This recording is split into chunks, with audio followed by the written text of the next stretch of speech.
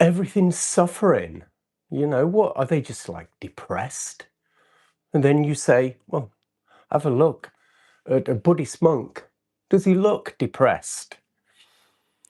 In fact, there's a French Tibetan monk, and they did brain scans on his brain, and they determined that he's actually the happiest person in the world because of the readings on the brain scan. So, it seems quite paradoxical. In Buddhism, you look at suffering, and yet they're also happy. Hello, Jill. How are you? Lovely to see you. How are they all so happy when they're looking at suffering? How depressing. What a depressing religion. What a depressing way to look at the world. And when I first started practicing meditation and going to Buddhist temples, I thought the same thing. I grabbed the teachings the wrong way. I looked at the First Noble Truth. There is suffering. And I saw it. I had my eyes open to it for the first time. And I was like, they're right. There is suffering. I'm really suffering. And I actually got really quite depressed. I think I was already depressed. In fact, there's no think about it.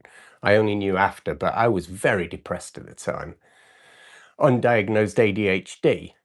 That's enough to depress anybody, push you out into the world and perform and just fit into that box. It was never going to work for me. So I grabbed the wrong end of the stick. I looked at these teachings. There is suffering. And I remember it was about 20 years ago, and I was having an argument with my wife. She's like, why are you just so dark? Why did you just talk about suffering? And I remember screaming and shouting, can't you see? It's all just suffering. And I kicked my leg and my shoe went flying across the room. And at that point, I realized I was being quite ridiculous. And I spoke to my teacher. And he's like, don't stop at the First Noble Truth. There is suffering, for sure.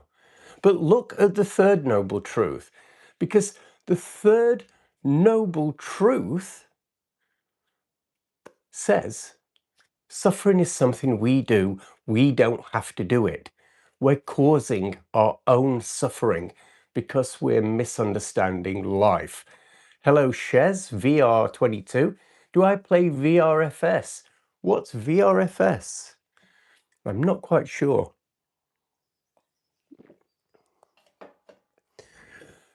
So, the reason Buddhist monks are happy is because they've worked out why the suffering occurs, and they've stopped doing the things that cause it. And that really is pretty much the whole of the Buddhist path. And meditation's a huge part of that, because you can see it, you can know it. I had a discussion on here the other night with someone, and he said, I know that, I know all that. And I'm like, if you knew it, you wouldn't be doing it. You might know it cerebrally, but you don't know it bone deep. You are still behaving as if you don't know it. So it's not knowing with a capital K, is it? It's knowing in your head and not utilizing it. And that's not really knowing. Because if you knew, you'd do it. There's a reason I'm talking about this. Because when we sit in meditation, and the modern mindfulness movement is very guilty of this, very guilty of looking at our pain all the time. Now, we're in pain, okay? Most of us are here because we're in pain. Hello, as if, hi, return. Lovely. So One of the reasons we look at pain is because we come to the path because we're in pain, be that mental or physical, mostly mental. Nobody comes here because they're already happy, or at least very few people. Most of the people I've met that come to meditation come to sort something out. So, as a result of that, a lot of the practice is focused on working with difficulties, working with our struggles. And it can look quite bleak, but we're to get past those struggles and focus on the good. It's very beautiful. And we're going to do that now because in the deeper states of meditation, we switch from our breath or whatever into blissful feelings. And that takes us into something called jhana. Jhana can't really be described in, it's a happiness level that can't really be described like winning the lottery or something like that, because it's a different kind of happiness. It's a deep happiness that doesn't need any external situation, really. So it's an internal happiness, and it's the greatest joy you can feel. Hello, NX Nevin, how are you? So now I've put that forward, I'd like our practice to be based around that. So we will meditate. Lovely. So we're about to meditate now, and we'll meditate for 20 minutes or so. Okay, so come into your seated posture.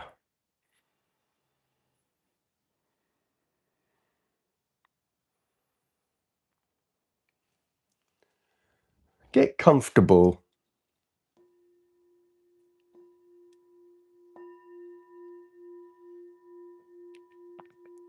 Relax. Relax. And we're going to build on a practice we did yesterday. So just allow the eyes to close. And right now we're not looking for anything. We're just coming to stillness, allowing the eyes to close gently and resting. Come into physical stillness. Stillness. Stillness.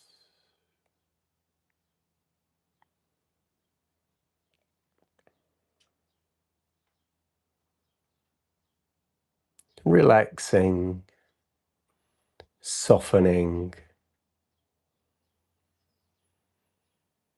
And as you breathe out, imagine a wave going from the top of your head all the way down, following the out-breath, out to the soles of your feet. And allow this wave to carry anything that you don't want to hold anymore. Tension in the body, unhelpful thoughts.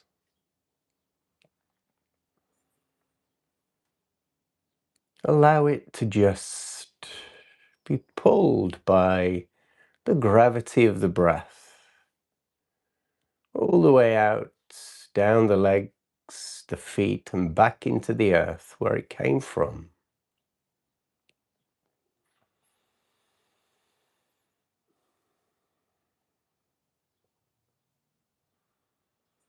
And growing even stiller. Be still.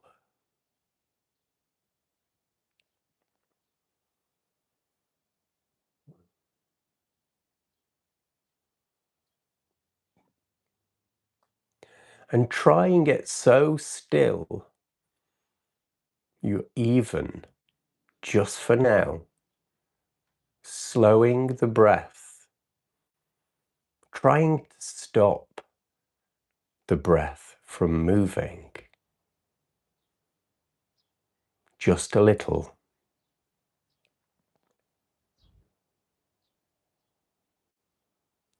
Making the breath smaller, shallower,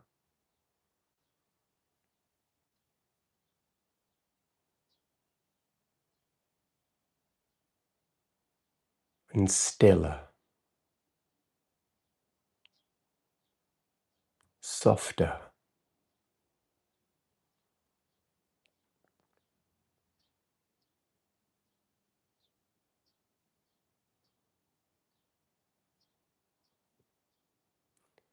And if you notice that very effort to soften the breath, to bring it to stillness, makes it more prominent.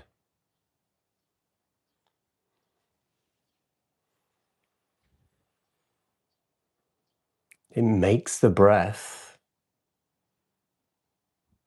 easier to hold on to.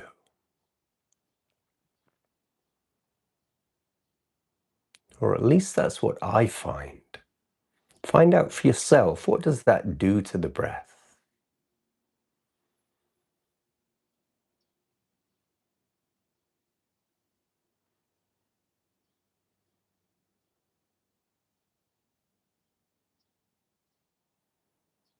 And then just allow the breath to be as it will.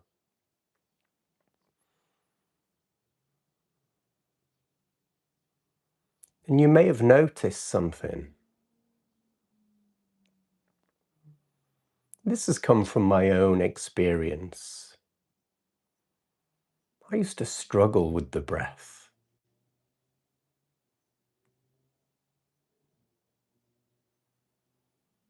I couldn't feel it that much, so I used to push and pull it to make it stronger.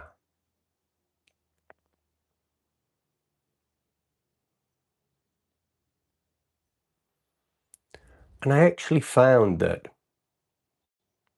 if I came to stillness and allowed the breath to soften,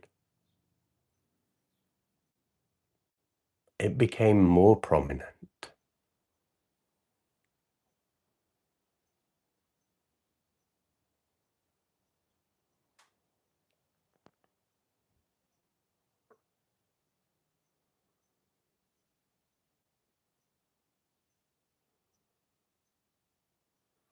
So rest your attention now on the breath.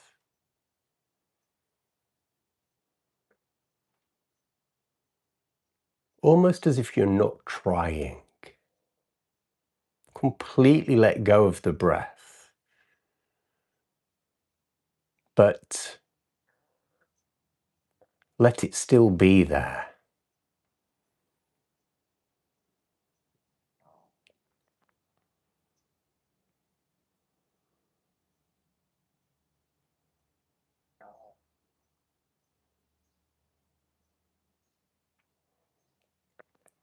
And we're going to introduce a word to help us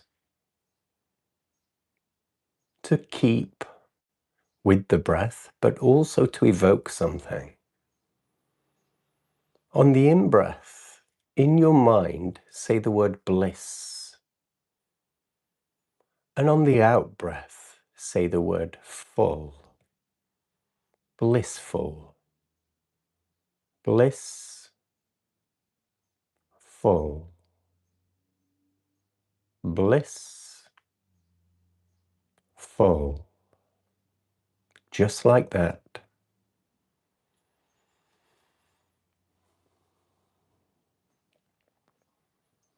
Tying that word to the breath.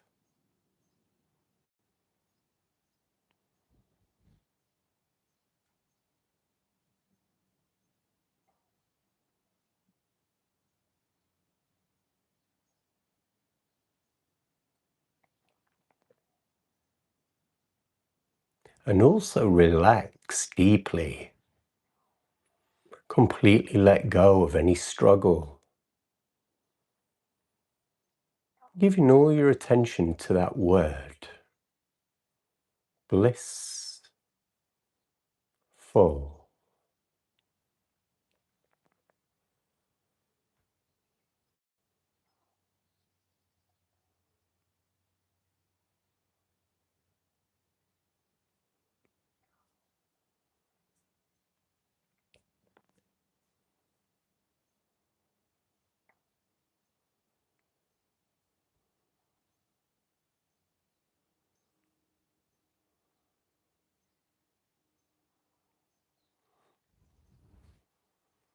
Bliss-full.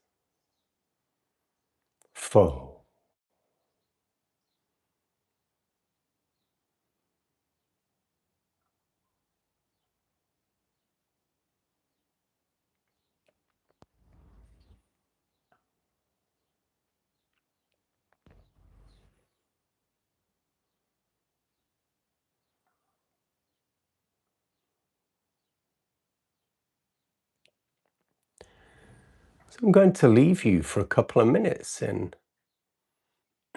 silence to just practice that. Bliss-full.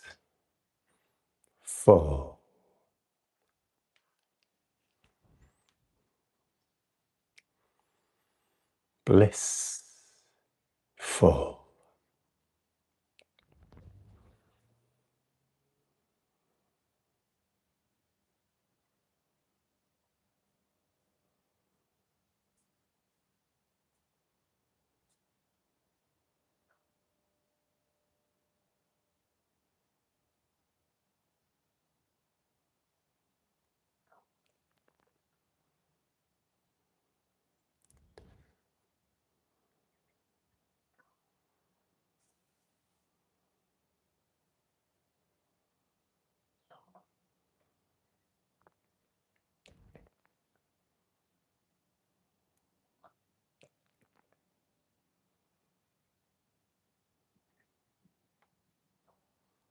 And soften the breath too. Just soften everywhere. High. Bliss-full.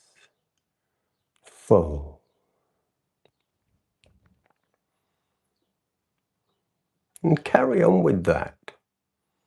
Unless you've noticed a pleasant feeling somewhere. Don't hunt it out. But if a pleasant feeling arises, move towards it. This might be a sensation of tingling on top of the head, tingling in the face. It might be a sense of ease in the whole body.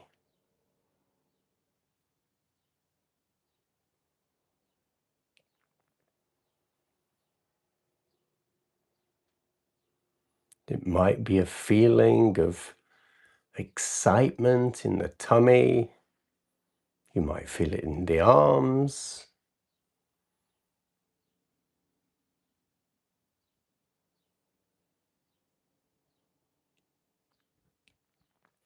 And just give a light smile like a Buddha.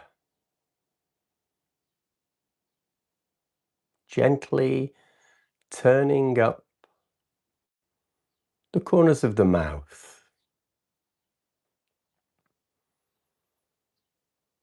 We smile because we're happy.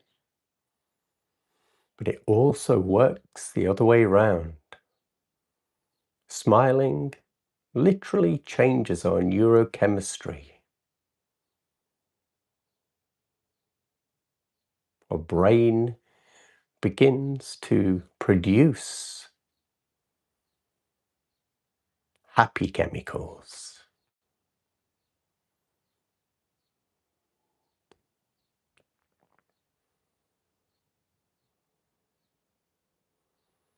So you might get a pleasant feeling around the mouth. The smile itself, it might spread up into your eyes.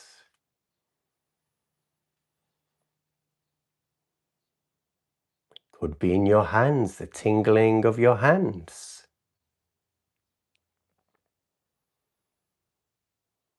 Keep that smile on. If you've located anything, even mildly pleasant, really begin to investigate it, to switch all of your attention towards it, dropping everything else and allowing that to grow all by itself. If there's nothing there, that's not a problem. Carry on with the mantra, bliss-full, bliss-full.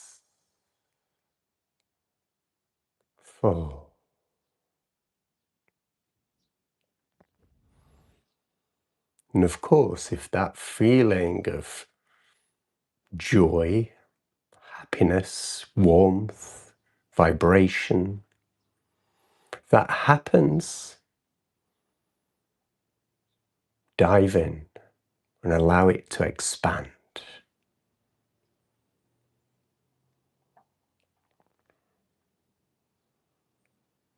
to intensify.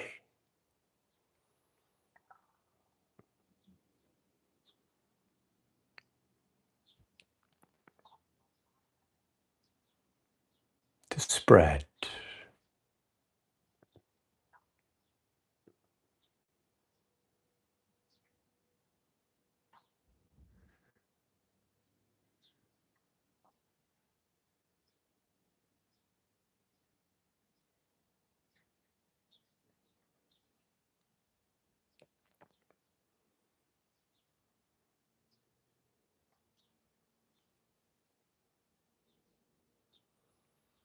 You can experiment with it if it's arisen,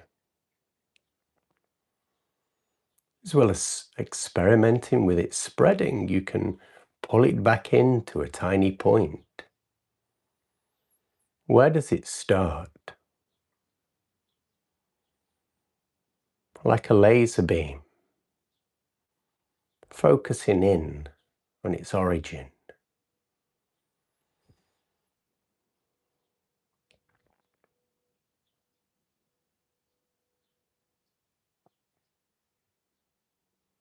Containing it, so the energy builds further.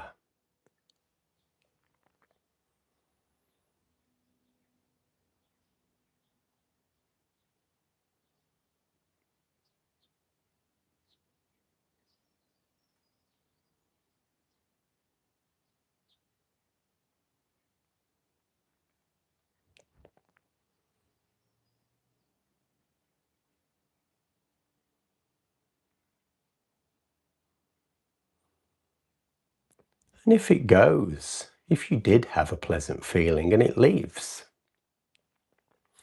that's fine.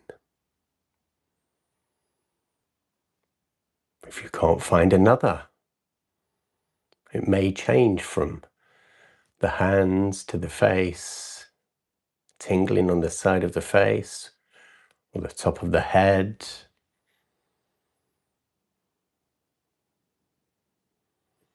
Follow it, allow it to change, allow it to move.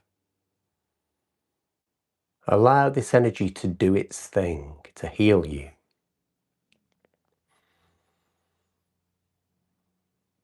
Or if it dies off altogether, just come back to the breath. Bliss-full, bliss-full.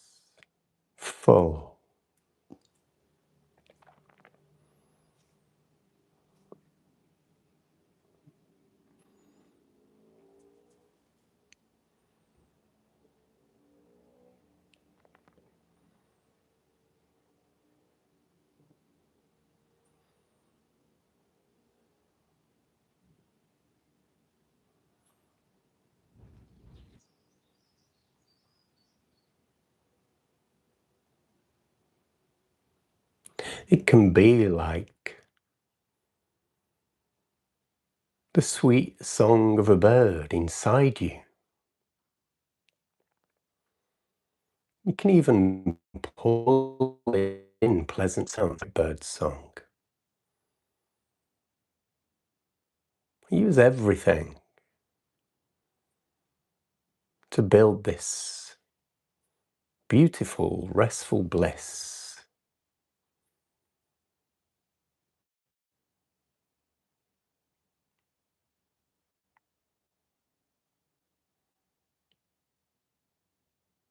Possibly more so.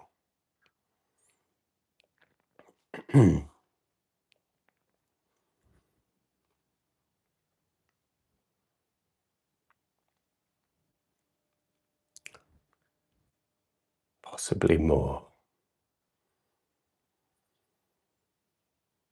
Ah, blissful.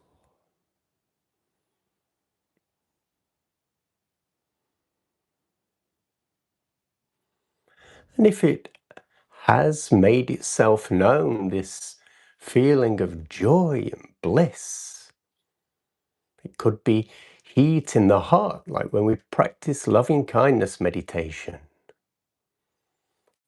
building in intensity, warm, healing,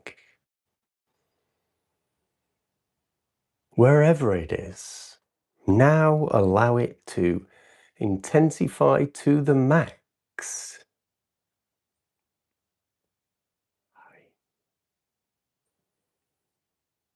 Maximum.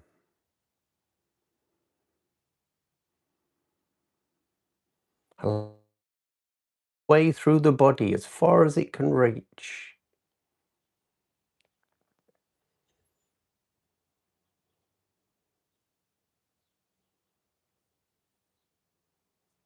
You can even experiment with it. Although you're focusing on that blissful sensation, can you pump it up a little bit more by bringing in the breath and the word bliss full,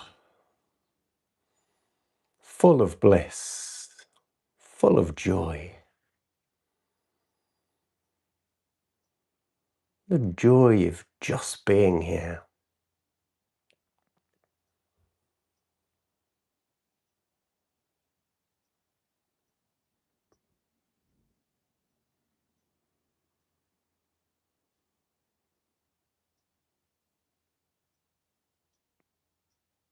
And try again for a moment.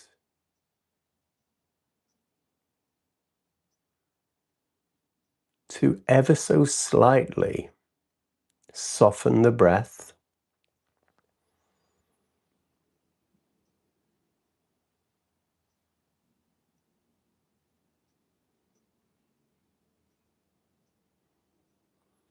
So it's not moving as much. So it's more shallow. Quietening down the breath.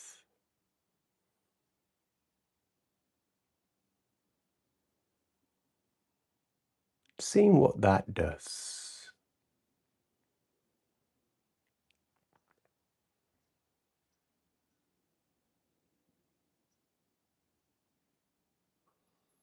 Don't restrict it to the point of discomfort.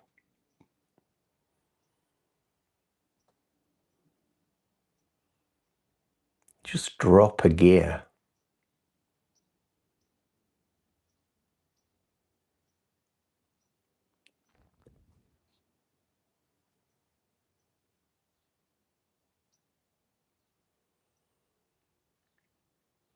And now, let go of everything.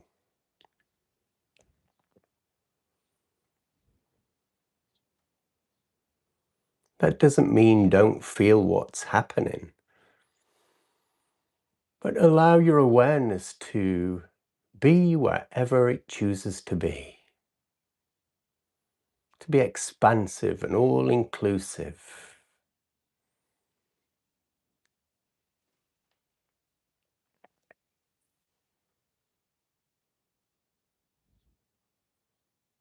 If they're drilling outside on the road, welcome it in.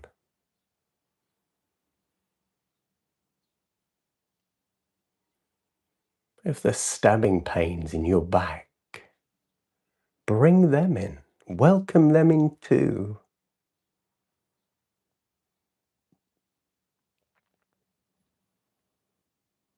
If the ecstasy has risen and it won't go away, celebrate that hugely.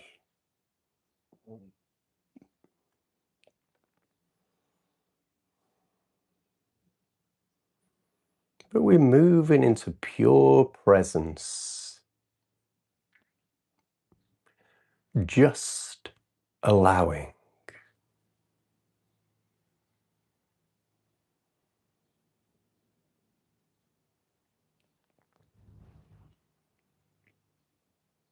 Because whatever we allow, we heal.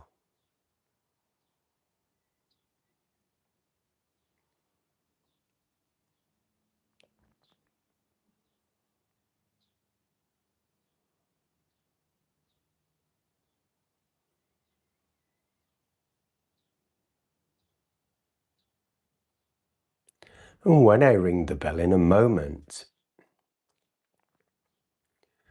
it's important that you don't jump up and rush around.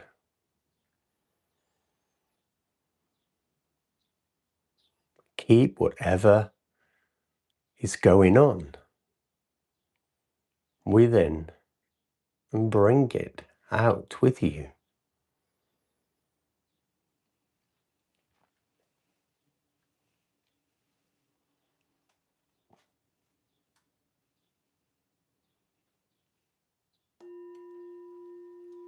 So you can move, but keep everything contained for a moment. Just move to ease any pressure or discomfort. Feel that vibration of the bell. Bring that in. You can stretch, but stay open. And with this mindfulness of the whole body, allow a little light in.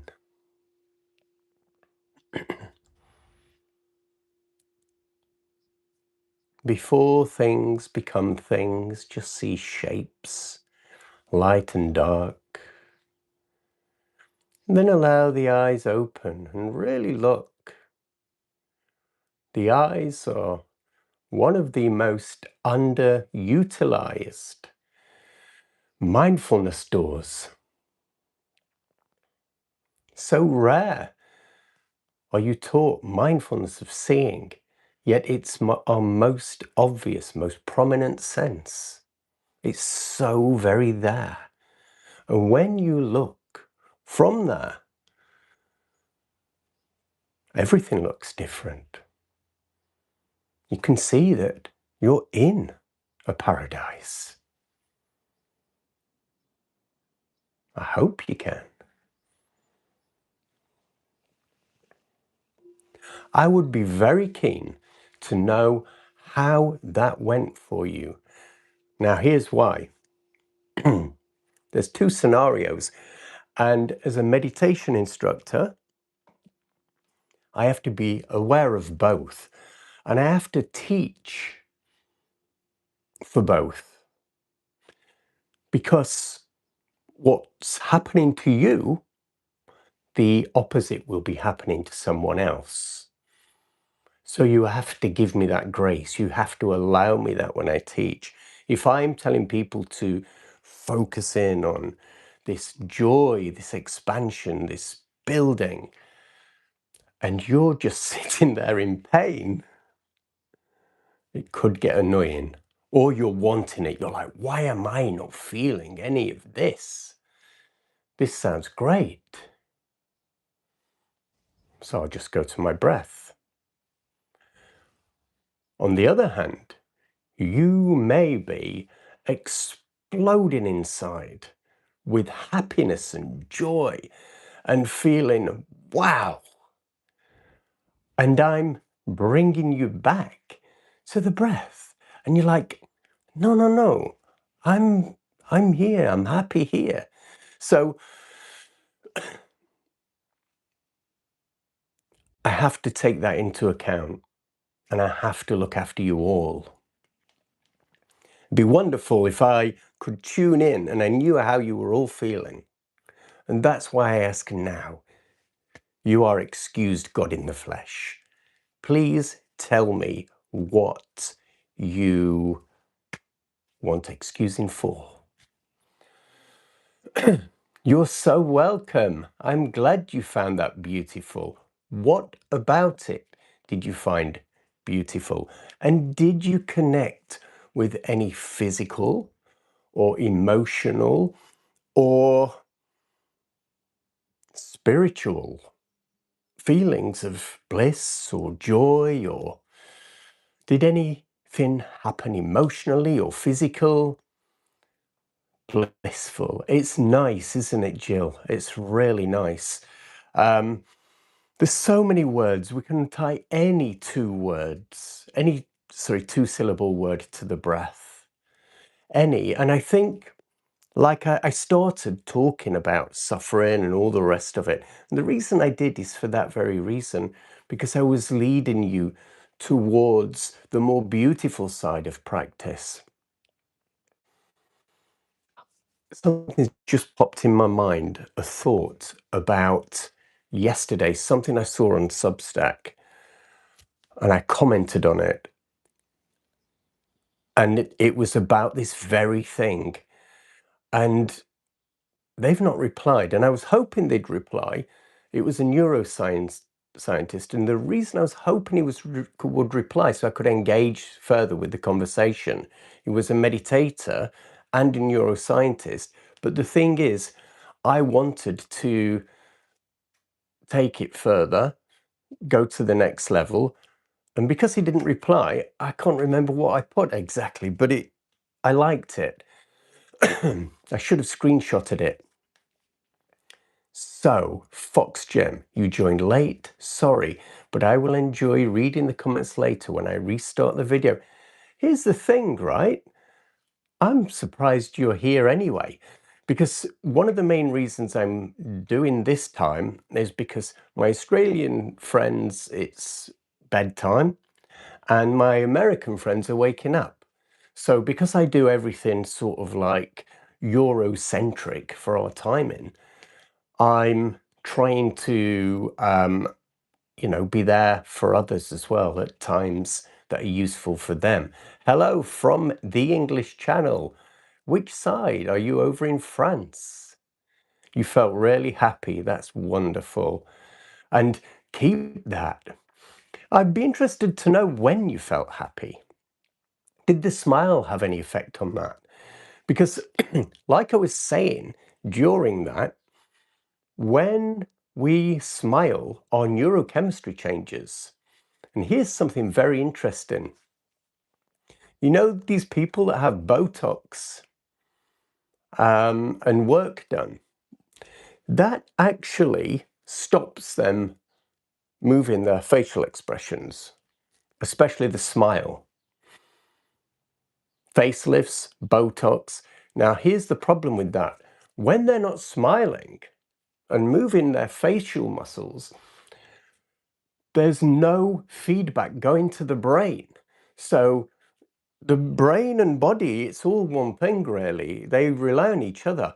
And if there's no feedback, when you go like that, your brain goes, oh, there's a reason to be happy. And it gets happy and it gives you more. It creates a positive feedback loop like this. More happiness creates more happiness, which is why happy people just get happier and depressed people just get more depressed because you get caught in a loop. So fake it till you make it. Yeah.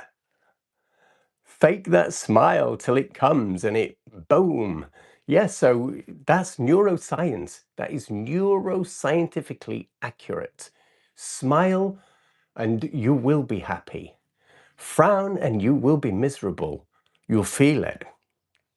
I've lost my train of thought now. Last night, I'd really love you all to watch this because I put so much into it. I don't know if you know, but I teach ACT therapy as well.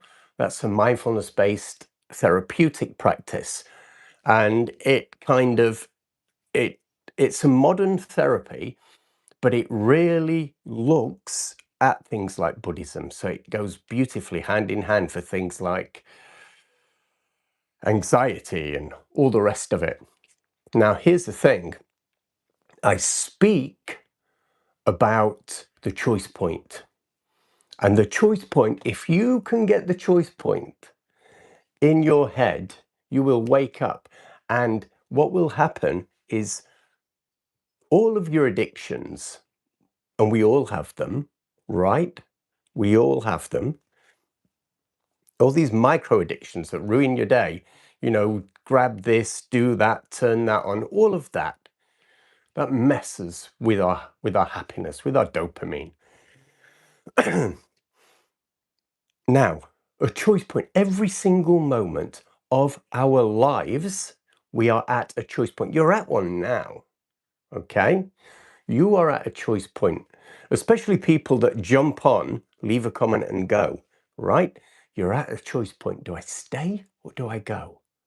Now, if you go and you swipe and you spend the next hour just looking at things that aren't made for your well-being, negativity, news, whatever, swipe and look at that, right? Or swipe or don't swipe and stay with something positive. You will change how you feel, and that will go on and on and on. But not only that, you will stay. You will stay.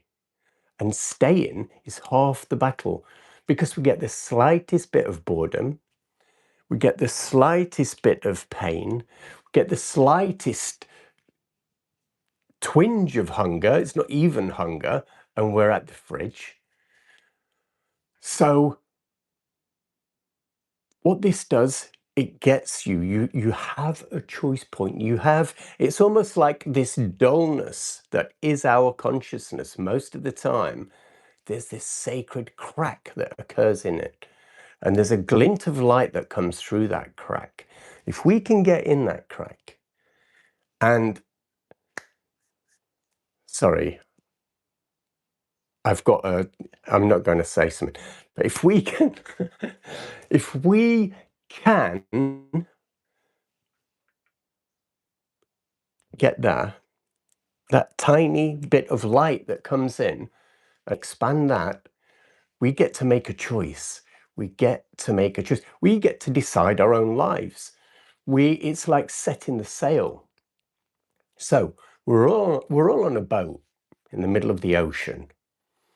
We're sailing on a boat and we're bobbing around, and it's like, da, da, da. It's all lovely and wonderful. And then the waves of life come, crashing in the side, blowing you out into the middle of the ocean.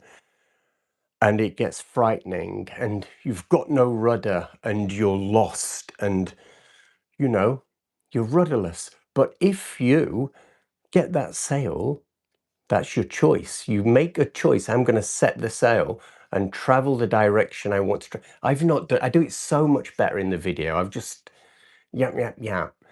But on the video, please watch it, because I launched it last night, and it will really impart it into your brain. I'm really happy with it, basically. Laughter yoga is amazing, isn't it? And you see, the yogis they know this. Neuroscience has only just worked it out. Oh, if you smile, you get happy. Yoga's thousands of years old, and they knew, laugh and you'll get a reason to laugh.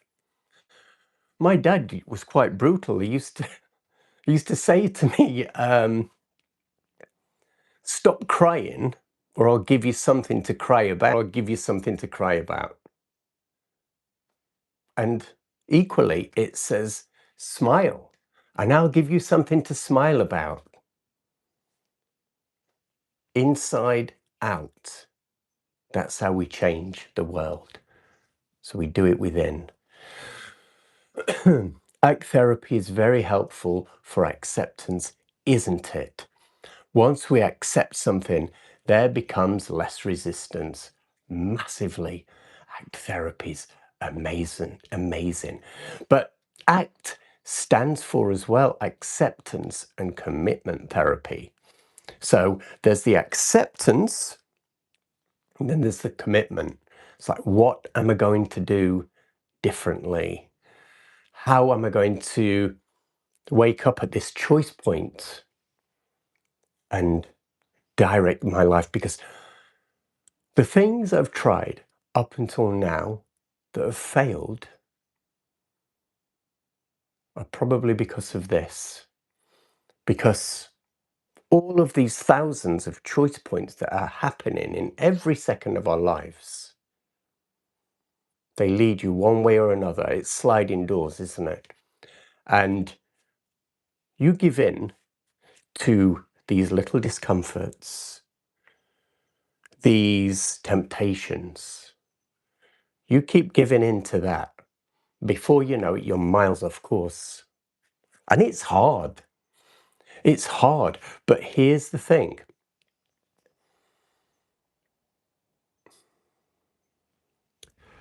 It's not about motivation. It's not about willpower. Getting your life together, healing, doing the right thing. It's about doing the right thing at the right time.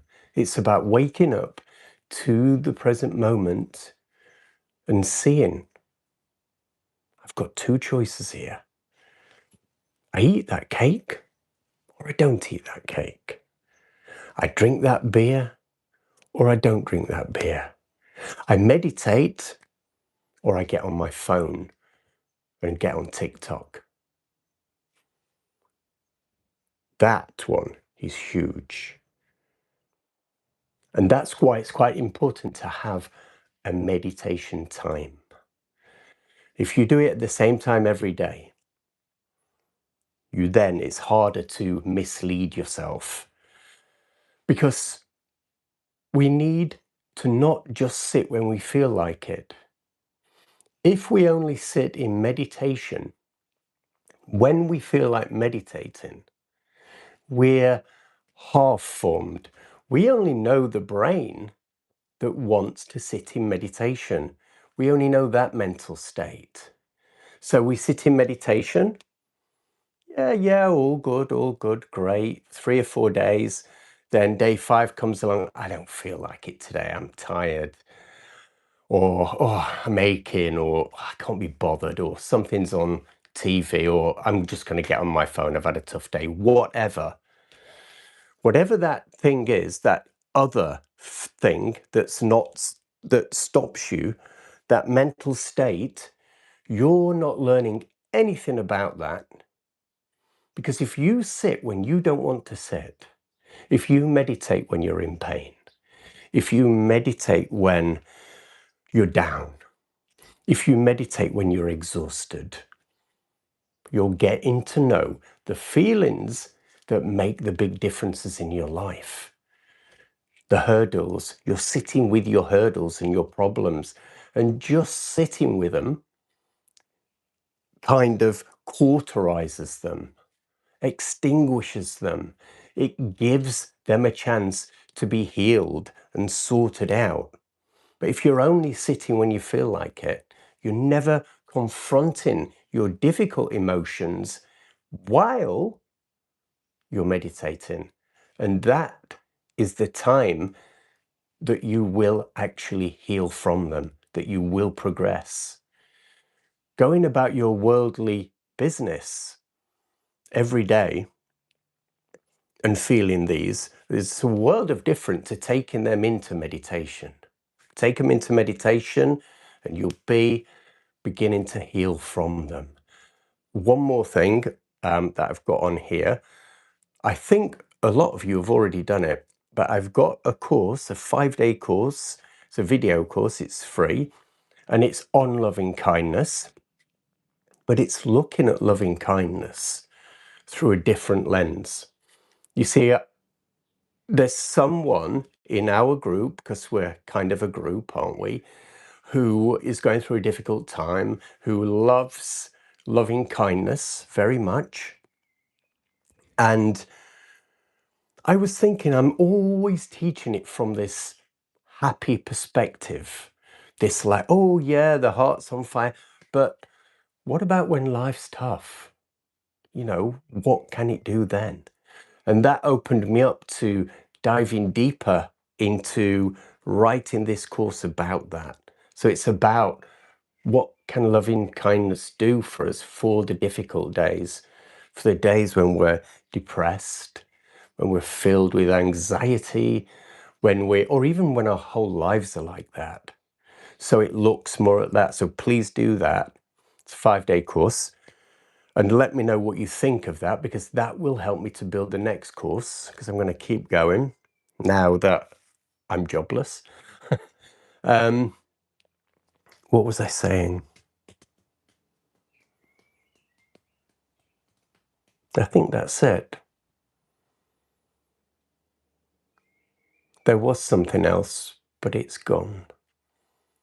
Are there any questions before we go? And I'd like to give a shout out to Lee as well, who isn't here at the moment because, you know, he's in England and he's working. But I taught this over on my Substack, on a Substack Live, ages ago. And he loved it. And he latched onto it. And he's like, I'm getting all this bliss. What do I do? And because I teach several styles. And so I was like, right, I'm going to spend a couple of days teaching you the next stages of that. So we'll go into it together. How old am I? That's a bit rude, isn't it? No, I'm joking. I'm joking. It's only rude if it's a lady. How do you think I am? You see, don't worry. You cannot, I don't care what you say. So you can be as brutal as you like, because I've passed that. Guess. I'd love to see you guess. Come on, be brave. Anybody else want to hazard a guess?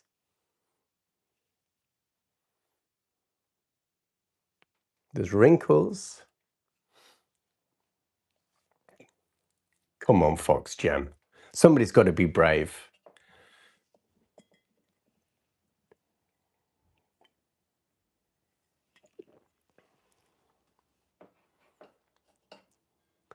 Come on. Just say a number.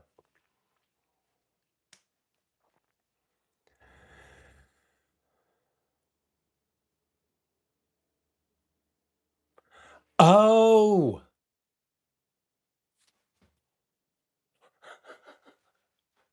Here I am teaching mindfulness and I'm like skim reading questions. I'm great, thank you. I'm really good. I'm really good. I can see that now. That's so funny. We see life like that, don't we? It's like we see things that are not there. This is why texts are so bad.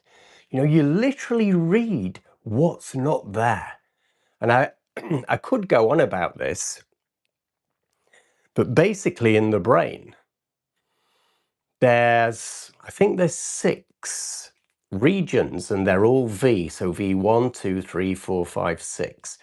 And what they do, their job is to make up reality. Now you've heard it said, we make our own reality.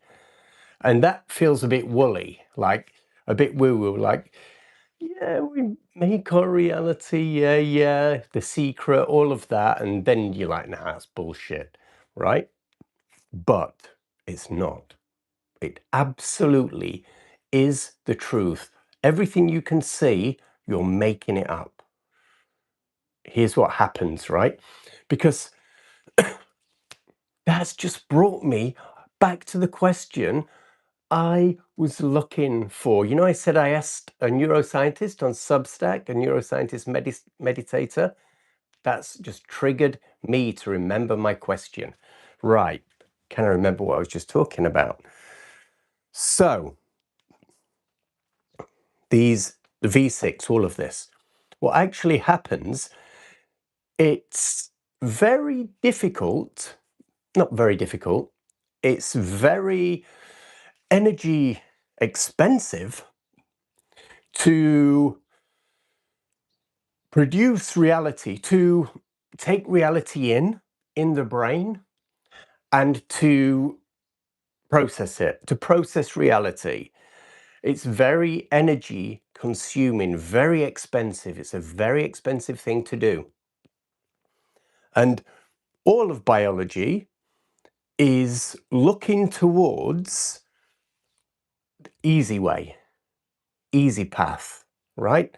So the brain looks for an easy way because it doesn't want, it's lazy. The brain's lazy. To put it in a derogatory term, it doesn't want to process reality. It's hard work. You're asking a lot of it. So what it does, it takes experiences that we have, takes that experience in, and it puts it in a box and it stores it in your brain. So the next time it happens, instead of it having to process all that information, what it does instead is looks inside itself, opens the box and goes, this is it. So if you take a bite of chocolate, okay, you think you're tasting chocolate. You think that's what's happening. It's very dimly the case. The brain is only taking the tiniest bit of that information. You are not experiencing that. You are literally experiencing a memory of eating chocolate. Now, I could go on all day about this. So it's energy exhaustive, right? So you think you're eating chocolate, you're not. You're eating a memory, right? Why was I telling you this? Anyway. And so what happens, we're making it up. We're making it up from old. We're regurgitating old experiences, old feelings, and making them into something new. So we're not seeing and experiencing reality. Now, my question was, and I think I know the answer, but I'd like it confirmed. My question to the neuroscientist is this: if it's exhausting for the brain to process reality as it happens in the present moment, how come when we practice meditation, we end up with loads more energy? You may or may not notice this, but if you do enough meditation, your energy levels go through the roof. You go on a retreat and you're just buzzing with energy. And yet you are making an effort to be in direct contact with reality. So you are going through that process of taking reality in, processing it, and yet your energy levels aren't depleting, they're going up. Here's what I think. I don't know this for sure. Hopefully it'll get back to me. But here's why I think that's the case. We still use the brain, but we use it in fight or flight mode. So we use it from an anxious state where, and this is nature's imparted this on us. So we're looking for danger all of the time. Anxiety is so normal. It's more normal than not to feel it. And that takes up so much of our energy. all of that rumination, all of that what if, that really exhausts us. And that exhausts us more than processing raw reality. Does that make sense? Beautiful. Looking forward to it. I don't know what that was for, but I'm glad you are. Sons, hello. How are you? It's because during meditation, the brain is only concentrating on thought and not. It is. I think I know where you're going there, but it is. You're saying, okay. I think you're saying that you're narrowing your field of focus. Okay, you're saying you're not, but you actually are. It depends, because if you do something like Vipassana meditation, which in Zen they call it just sitting. You literally just sit. All of this stuff we do with the breath, with you name it, all of this stuff, right? They don't do in this particular practice, shikantaza. You just sit and you allow what to be. And it's like the purest form, I guess, of Vipassana meditation, where you just feel whatever's happening. So it's not strictly true. There are times in meditation when we become one-pointed on just the breath or something, but the energy that expands, even though we're processing raw information, happens then as well, maybe even more so. So our normal flight takes it. Yeah. So basically, our anxiety drains the brain more than processing reality. So I think that must be what's happening. I'll get back to you if he ever replies. Lovely. And you weren't here for the meditation, but I will post it. I've not posted yesterday's yet, but I will post it because I think you'll like this. We were looking at bliss in the body, and we were basically just, yeah, I won't say too much or I'll spoil it. Okay, so that's the day done. Have a wonderful whatever night, day, and look for the good.